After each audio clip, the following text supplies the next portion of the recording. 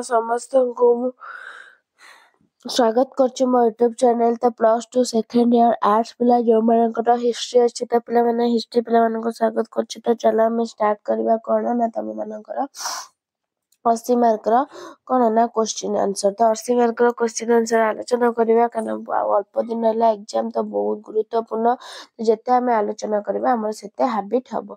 तो चलो हम स्टार्ट करबा वीडियो देखिया पूर्व चैनल नुआ थिले सब्सक्राइब कर दबो बेल आइकन को दबाई दबो नो नोटिफिकेशन पाई लाइक शेयर कर दो। तो बहुत गुरुत्वपूर्ण समय 3 घंटा फुल मार्क 80 पिला माने तो बुझेला देखो 21 टी क्वेश्चन देची 21 क्वेश्चन खाली एमसीक्यू देची तो एमसीक्यू आराम से हम 21 रखी पारिबा। तो बुझेला तो चला हमें देरी न करी क्वेश्चन आंसर आड़ को जीवा।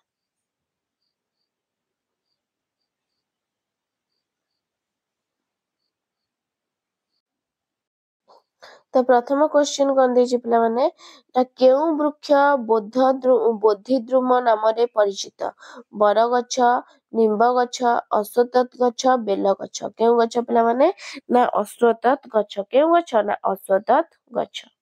नेक्स्ट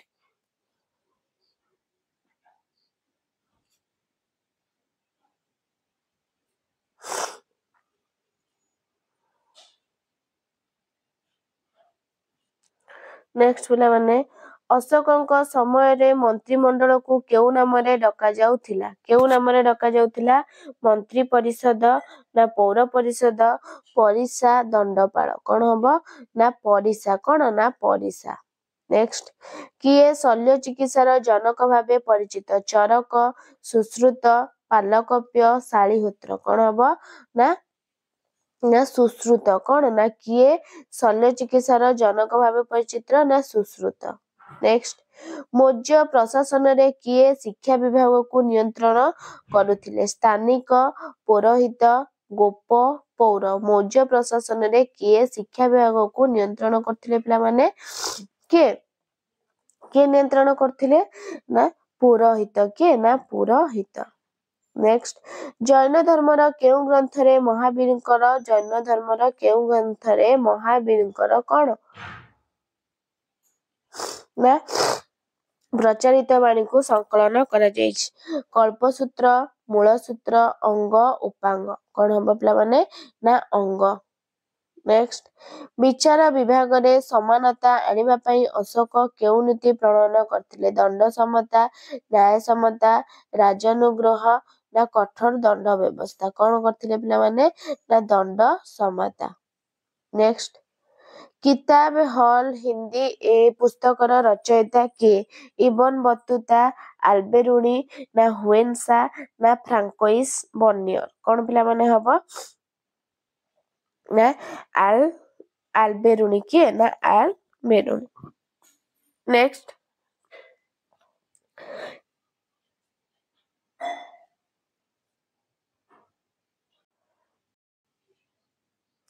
तो नेक्स्ट क्वेश्चन पिला माने कौन देला ना नेक्स्ट क्वेश्चन किए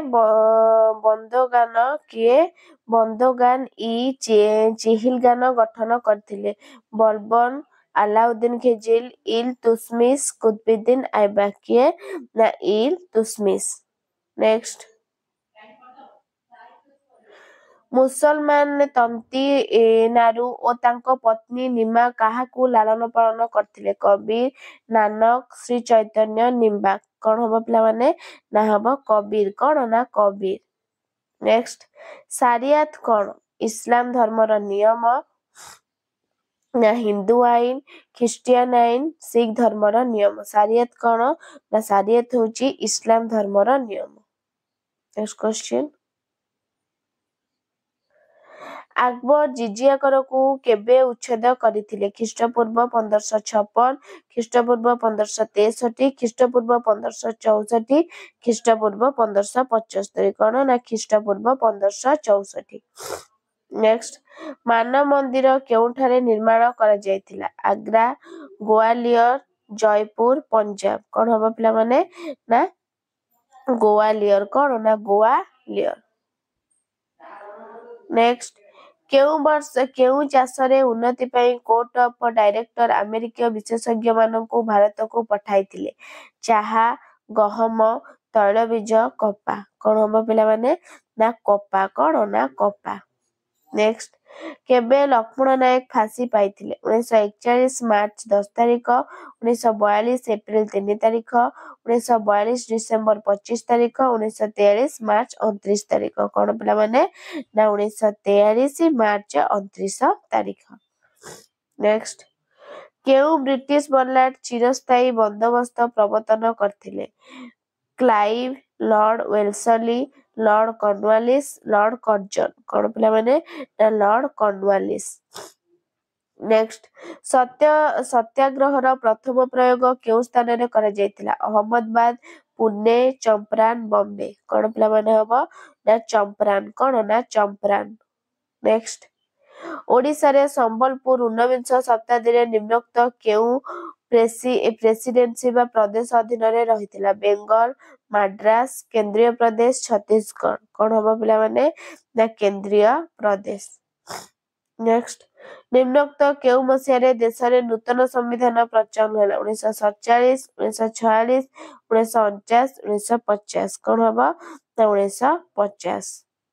ନେକ୍ସଟ ଓଡ଼ିଶାର ପ୍ରଥମ ପ୍ରଧାନମନ୍ତ୍ରୀ କିଏ ଥିଲେ? ନାରାୟଣ ବୀରବର ସାମନ୍ତ, ଗଜପତି କୃଷ୍ଣଚନ୍ଦ୍ର ନାରାୟଣ ଦେବ, ନବକୃଷ୍ଣ ଚୌଧୁରୀ, ହରେକୃଷ୍ଣ ମହାତାବ। କିଏ ପିଲାମାନେ ନା ଗଜପତି କୃଷ୍ଣଚନ୍ଦ୍ର ନାରାୟଣ ଦେବ।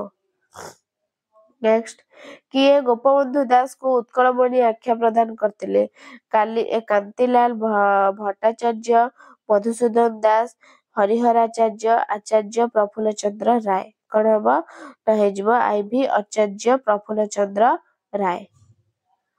ନେକ୍ସଟ ଭାରତର ସମ୍ବିଧାନ କେବେ କାର୍ଯ୍ୟକାରୀ ହେଲା? 15 ଅଗଷ୍ଟ 1947, 26 ଜାନୁଆରୀ 1950, 26 ଜାନୁଆରୀ 1947, 1 ଏପ୍ରିଲ 1950। କେବେ ନା 26 ଜାନୁଆରୀ 1950।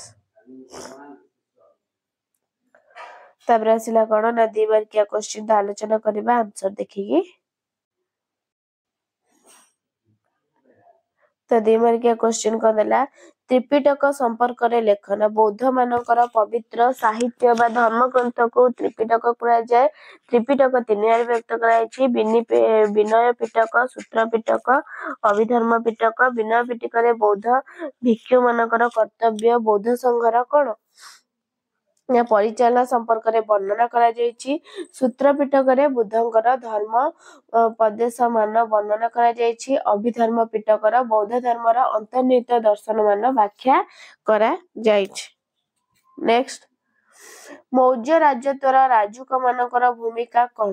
ନା ଶିଳାଲିପିରୁ ଜଣାଯାଏ ଯେ ଅଶୋକ 3 ଶ୍ରେଣୀର ରାଜ କର୍ମଚାରୀ ମାନଙ୍କୁ ନିଯୁକ୍ତି ଦେଇଥିଲେ। ସେମାନଙ୍କ ମଧ୍ୟରେ ରାଜୁକ ମାନେ ଥିଲେ ଅନ୍ୟତମ। ରାଜୁକ ମାନଙ୍କୁ ଲୋକମାନଙ୍କର କଲ୍ୟାଣ ଓ ସମୃଦ୍ଧି କାର୍ଯ୍ୟରେ ଅଶୋକ ବିନିଯୋଗ କରିଥିଲେ। ଇଚ୍ଛା ଅନୁଯାୟୀ ପୁରସ୍କୃତ କରିବା, ଦଣ୍ଡ ଦେବାର କ୍ଷମତା ସେମାନଙ୍କୁ ପ୍ରଦାନ କରାଯାଉଥିଲା। ରାଜୁକ ମାନଙ୍କର ଜନ୍ମ ମୃତ୍ୟୁ ସମ୍ବନ୍ଧରେ କ୍ଷମତା ଥିଲେ। ସେମାନେ ଦୂତମାନଙ୍କ ମାଧ୍ୟମରେ ସମ୍ରାଟଙ୍କ ସହିତ ଯୋଗାଯୋଗ ରଖୁଥିଲେ। ସପ୍ତମ ଶିଳାଲେଖରେ ଉଲ୍ଲେଖ ରହିଛି ଯେ ରାଜୁକ ମାନେ ନିଜକୁ ଧର୍ମ ପ୍ରଚାର କାର୍ଯ୍ୟରେ ନିୟୋଜିତ କରୁଥିଲେ। ସେମାନେ ରଥୀ ମାନଙ୍କୁ କଣ ନା କାର୍ଯ୍ୟ ତତ୍ପର ହେବାକୁ ନିର୍ଦ୍ଦେଶ ଦେଉଥିଲେ। ରାଜୁକ ମାନଙ୍କର କାର୍ଯ୍ୟ ଅଧୁନା ଜିଲ୍ଲା ମାଜିଷ୍ଟ୍ରେଟଙ୍କ କାର୍ଯ୍ୟ ସହିତ ସମାନ ଥିଲା। ନେକ୍ସଟ କାଳିଦାସଙ୍କ ସଂସ୍କୃତ ସାହିତ୍ୟ ସମ୍ପର୍କରେ ଆଲୋଚନା କରନା। ଦ୍ୱିତୀୟ ଚନ୍ଦ୍ରଗୁପ୍ତଙ୍କ ରାଜସଭା ମଣ୍ଡନ କରୁଥିବା ନବରତ୍ନଙ୍କ ମଧ୍ୟରୁ କାଳିଦାସ ଥିଲେ ସର୍ବଶ୍ରେଷ୍ଠ। ସଂସ୍କୃତ ସାହିତ୍ୟରେ ତାଙ୍କର ଅଗାଧ ପାଣ୍ଡିତ୍ୟ ଥିଲା। ତାଙ୍କ ଲେଖନୀ ମୁନରୁ ଝରି ଆସିଥିଲା କୁମାର ସମ୍ଭବନ ଏବଂ ରଘୁବଂଶମ ନାମକ 2ଟି ମହାକାବ୍ୟ। ଗୀତା କବିତା ମଧ୍ୟରେ ମେଘଦୂତମ ଏବଂ କଣ ନା ଋତୁ ସଂହାରମ ଥିଲା ଅନ୍ୟତମ ସୃଷ୍ଟି। କାଳିଦାସଙ୍କ ରଚିତ ନାଟକ ଗୁଡ଼ିକ ମଧ୍ୟରେ ଅଭିଜ୍ଞାନ, ଶାକୁନ୍ତଳମ, ମାଳବିକାଗ୍ନିମିତ୍ରମ ଏବଂ ବିକ୍ରମୋର୍ବଶୀୟମ ଶ୍ରେଷ୍ଠ ଥିଲା। କାଳିଦାସଙ୍କ ରଚନା ଶୈଳୀ ଅତି ସରଳ, ସୁନ୍ଦର, ଚିତ୍ତାକର୍ଷକ ଥିଲା। କାଳିଦାସଙ୍କ ସାହିତ୍ୟ କୃତି ପାଇଁ ତାଙ୍କୁ ଭାରତରେ ଶେକ୍ସପିୟର ରୂପେ ଅଭିହିତ କରାଯାଇଛି। ତାପରେ ଶେଖ ନିଜାଉଦ୍ଦିନ ଆଉଲିଆ କିଏ? ସୁଫି ସନ୍ଥ ବାବା ଫରିଦଙ୍କର ପ୍ରିୟ ଶିଷ୍ୟ ଥିଲେ ନିଜାମୁଦ୍ଦିନ ଆଉଲିଆ। ସେ 1236 ଖ୍ରୀଷ୍ଟାବ୍ଦରେ ବାଦାଉଁଠାରେ ଜନ୍ମଗ୍ରହଣ କରିଥିଲେ। ମାନବବାଦ ଥିଲା ତାଙ୍କର ଗୁରୁତ୍ୱ ବାର୍ତ୍ତା। ମାନବ ଜାତି ପ୍ରତି ପ୍ରେମ ଈଶ୍ୱରଙ୍କ ପ୍ରେମ ବୋଲି ବୁଝାଇଥାଏ। ସାଂସାରିକ ଆସକ୍ତିରୁ ମୁକ୍ତି ଲାଭ କରିବା ପାଇଁ ସେ ବୁଝାଉଥିଲେ। ତାଙ୍କୁ ତାଙ୍କର ଭକ୍ତମାନେ ଈଶ୍ୱରଙ୍କ ପ୍ରିୟ ନାମରେ ଆଖ୍ୟା ଦେଇଥିଲେ। ଦିୱାନି ରସଲାଙ୍କ କାର୍ଯ୍ୟ ବିଷୟରେ କଣ? ଦିୱାନି ରସଲା ଥିଲେ ମୌର୍ଯ୍ୟ ଶାସନର ବୈଦେଶିକ ମନ୍ତ୍ରୀ। ସେ ସର୍ବଦା ବହିର୍ଦେଶମାନଙ୍କ ସହିତ କୂଟନୈତିକ ସମ୍ପର୍କ ସ୍ଥାପନ କରୁଥିଲେ। ବିଦେଶକୁ ଦୂତମାନଙ୍କୁ ପ୍ରେରଣ କରିବା ଓ ସେଠାରେ ଦୂତ ଗ୍ରହଣ କରିବା ତାଙ୍କର ପ୍ରଧାନ କାର୍ଯ୍ୟ ଥିଲା। ସେ ଗୁପ୍ତଚରମାନଙ୍କ ମଧ୍ୟରେ ବହିର୍ଦେଶଗୁଡ଼ିକର କାର୍ଯ୍ୟକଳାପ ଉପରେ ସଜାଗ ଦୃଷ୍ଟି ରଖୁଥିଲେ। ରିହାଲ ଗ୍ରନ୍ଥର ରଚୟିତା କିଏ? ଏଥିରେ ସେ କେଉଁ ବିଷୟରେ ବର୍ଣ୍ଣନା କରିଛନ୍ତି? ନା, ରିହାଲ ଗ୍ରନ୍ଥଟି ଚତୁର୍ଦ୍ଦଶ ଶତାବ୍ଦୀର ବୈଦେଶିକ ପରିବ୍ରାଜକ ଇମାମ ବତୁତାଙ୍କ ଦ୍ୱାରା ଲିଖିତ ହୋଇଛି। ମରକ୍କୋର ସୁଲତାନ ଆବୁ ଇନାମଙ୍କ ନିର୍ଦ୍ଦେଶରେ 1354 ଖ୍ରୀଷ୍ଟାବ୍ଦରେ ଆରମ୍ଭ ହୋଇଥିବା ଏହି ପୁସ୍ତକଟି 1355 ଖ୍ରୀଷ୍ଟାବ୍ଦରେ ପୂର୍ଣ୍ଣତା ଲାଭ କରିଥିଲା। ଏହା ଆରବିକ ଭାଷାରେ ଲେଖା ଯାଇଥିଲା। ଏହା କେଉଁ ଭାଷାରେ ଲେଖା ଯାଇଥିଲା ପିଲାମାନେ? ନା, ଏହା ଆରବିକ ଭାଷାରେ ଲେଖା ଯାଇଥିଲା।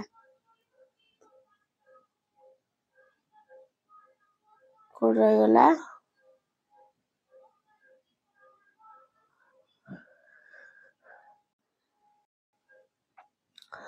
ଜାଲିଆନବାଗ ଘଟଣା ପିଲାମାନେ। 1919 ମସିହା ଏପ୍ରିଲ 13 ତାରିଖ ଦିନ ପଞ୍ଜାବର ଜାଲିଆନବାଗଠାରେ ବହୁ ହିନ୍ଦୁ ସେମାନଙ୍କର ବୈଶାଖୀ ଉତ୍ସବ ପାଳନ ଅବସରରେ ଏକତ୍ରିତ ହୋଇଥିଲେ। ଶାନ୍ତିପୂର୍ଣ୍ଣ ଭାବରେ ସଭା କାର୍ଯ୍ୟ ଚାଲିଥିବା ବେଳେ ହଠାତ୍ ଇଂରେଜ ଜେନେରାଲ ଡାୟାର ସୈନ୍ୟବାହିନୀ ସହ ସେଠାରେ ପହଞ୍ଚିଲେ। ସେ ବାଗର ଏକମାତ୍ର ପ୍ରବେଶଦ୍ୱାରକୁ ଅବରୋଧ କରି ନିରୀହ ଜନତାଙ୍କ ଉପରୁ ଆଖିବୁଜି ପରିଚାଳନା କରିଥିଲେ। ଏଥିରେ 500 ଲୋକ ନିହତ ଏବଂ 1200 ଲୋକ ଆହତ ଥିଲେ। ଏହାକୁ ଇତିହାସରେ ଜାଲିଆନବାଗ ହତ୍ୟାକାଣ୍ଡ କୁହାଯାଏ। ନୂତନ ଏନଫିଲ୍ଡ ବନ୍ଧୁକ କିପରି ବିଦ୍ରୋହର କାରଣ ହୋଇଥିଲା? ନା, 1856 ଖ୍ରୀଷ୍ଟାବ୍ଦରେ ଇଂରେଜ ସରକାର ଏନଫିଲ୍ଡ ବନ୍ଧୁକ ପ୍ରଚଳନ କରିଥିଲେ। ଏହି ବନ୍ଧୁକ ବ୍ୟବହାର କରିବାକୁ ହେଲେ କଣ ହଉଥିଲା? ନା, ଗୁଳି ଥିବା ଟୋଟ ବା ଖୋଜର ଅଗ୍ରଭାଗକୁ ଦାନ୍ତରେ ଛିଣ୍ଡାଇ ଗୁଳି ବାହାର କରିବାକୁ ପଡୁଥିଲା ଏବଂ ବନ୍ଧୁକରେ ଭର୍ତ୍ତି କରାଯାଇ ଫୁଟାଯାଉଥିଲା। 1857 ଖ୍ରୀଷ୍ଟାବ୍ଦରେ ଏକ ଜନରବ ପ୍ରଚାରିତ ହୋଇଥିବା ଯେ ଗୁଳିର ଟୋଟାରେ ଗାଈ ଓ ଘୁଷୁର ଚର୍ବି ବୋଳା ଯାଇଛି କେବଳ ହିନ୍ଦୁ ମୁସଲମାନମାନେ ସିପାହୀମାନଙ୍କର ଧର୍ମ ନଷ୍ଟ କରିବା ପାଇଁ। ଫଳରେ ସିପାହୀମାନଙ୍କ ମଧ୍ୟରେ ତୀବ୍ର ଉତ୍ତେଜନା ପ୍ରକାଶ ପାଇଁ ବିଦ୍ରୋହ ନିମନ୍ତେ ଖୋରାକ କରାଯାଇଥିଲା। ସୂର୍ଯ୍ୟାସ୍ତ ନିୟମ କଣ? ନା, ଚିରସ୍ଥାୟୀ ବନ୍ଦୋବସ୍ତର ଅନ୍ୟତମ କୁଫଳ ଥିଲା ସୂର୍ଯ୍ୟାସ୍ତ ନିୟମ। ଏହି ନିୟମ ଅନୁସାରେ ଏକ ନିର୍ଦ୍ଦିଷ୍ଟ ଦିନରେ ଜମିଦାରମାନେ କମ୍ପାନୀର କାର୍ଯ୍ୟାଳୟରେ ରାଜସ୍ୱ ଦାଖଲ କରିବା ପାଇଁ ବାଧ୍ୟ ହୋଇଥିଲେ। ଏହା ଜମିଦାରଙ୍କ କ୍ଷମତା ଉପରେ ଏକ ଅଙ୍କୁଶ ଲଗାଇଥିଲେ। ଫଳରେ କ୍ରମଶଃ ଏହି ବନ୍ଦୋବସ୍ତ ଜମିଦାରମାନଙ୍କ ମଧ୍ୟରେ ଅପ୍ରିୟ ହୋଇପଡିଥିଲେ। ଏହାର ଲୋକପ୍ରିୟତା ମଧ୍ୟ ହ୍ରାସ ହେବାକୁ ଲାଗିଲା। ଠିକ୍ ସମୟରେ ଅର୍ଥ ପୈଠ କରି ନ ପାରୁ ବହୁ ଜମିଦାର ଜମିର ମାଲିକାନା ସତ୍ତ୍ୱ ହରାଇ ସର୍ବସ୍ୱ ହୋଇଗଲେ। ମହାରାଜ କୃଷ୍ଣଚନ୍ଦ୍ର ଗଜପତି। ନବ ଉତ୍କଳର ଅନ୍ୟତମ ନିର୍ମାତା ଥିଲେ କୃଷ୍ଣଚନ୍ଦ୍ର ଗଜପତି ନାରାୟଣ ଦେଓ। 1892 ମସିହା ଏପ୍ରିଲ 26 ତାରିଖ ଦିନ ଗଞ୍ଜାମର ପାରଳାଖେମୁଣ୍ଡିଠାରେ ସେ ଜନ୍ମଗ୍ରହଣ କରିଥିଲେ। ତାଙ୍କରି ପ୍ରଚେଷ୍ଟାରେ ପାରଳାଖେମୁଣ୍ଡି ଓ ଅନ୍ୟାନ୍ୟ ଅଞ୍ଚଳ ମାନ୍ଦ୍ରାଜରୁ ଆସି ଓଡ଼ିଶାରେ ମିଶିଥିଲା। ସେ ଥିଲେ ଓଡ଼ିଶାର ପ୍ରଥମ ପ୍ରଧାନମନ୍ତ୍ରୀ। 1924ରେ ସୀମା ନିର୍ଦ୍ଧାରଣ କମିଟି ଆଗରେ ସେ ଗଞ୍ଜାମକୁ ଓଡ଼ିଶା ସହିତ ମିଶାଇବାକୁ ଦାବି କରିଥିଲେ। ଲେଖିଦବ। ତାପରେ ସିମଳା ଉଟିର ଶୈଳନିବାସ କଣ? ନା, ଭାରତୀୟ ଗ୍ରୀଷ୍ମର ଉତ୍ତାପ ସମତଳ ଅଞ୍ଚଳର ଧୂଳିରୁ ରକ୍ଷା ପାଇବା ପାଇଁ ବ୍ରିଟିଶ ଉପନିବେଶକମାନେ ଭାରତରେ ଶୈଳନିବାସ ଗୁଡ଼ିକର ବିକାଶ କରିଥିଲେ। 1815-16 ଗୁର୍ଖା ଯୁଦ୍ଧ ସମୟରେ ଇଂରେଜମାନେ ସିମଲାକୁ ଏକ ଆନନ୍ଦଦାୟକ ଜଳବାୟୁ ସମ୍ପନ୍ନ ଗ୍ରାମ ଭାବରେ ଆବିଷ୍କାର କରିଥିଲେ। 1864 ମସିହାରେ ସିମଲାକୁ ଭାରତର ଗ୍ରୀଷ୍ମ ରାଜଧାନୀ ଭାବେ ଘୋଷଣା କରାଯାଇଥିଲା। 1903 ମସିହାରେ କାର୍ଲାକ ସିମଲା ରେଳପଥ ନିର୍ମାଣ କରାଯାଇଥିଲା। ସେହିପରି ଉଟ ନୀଳଗିରି ପାହାଡ଼ର ଏକ ଜନପ୍ରିୟ ଶୈଳନିବାସ ଭାବେ ପରିଚିତ। 1819 ମସିହାରେ କୋଏମ୍ବାଟୁରର ବ୍ରିଟିଶ କଲେକ୍ଟର ଏହାର ସୌନ୍ଦର୍ଯ୍ୟରେ विभोर होई एहाको एक शरणनिवास रूपे विकास करबाक उद्यम करथिले। एहा माड्रास प्रेसिडेंसीर ग्रीष्म शरणनिवास रूपे व्यवहृत होउथिला। तापरे ग्रुप सी आसिला भारतीय कला स्थापत्य को जैन धर्मर अवदान किपरि लेखिबो। तापरे गुप्त जुगर धर्म धारणा संपर्क रे कोन मौर्य राज्यतर विचार आईन व्यवस्था किपरि थिला। मोगल जुगर स्थापत्य संपर्क रे बक्सी जगबंधु कोना वंश परिचय जमीदार विषय इंग्लैंड रो वाणिज्य नीति भारतीय शिल्पर ध्वंस साधन भाई किपरि दायी। तापरे स्वतंत्र ओडिशा प्रदेशर अभिद्य संबंध रे खिलाफत आंदोलन कोन सहरांचल उन्नति पाई लॉर्ड विल्सन को दान कोन थिला।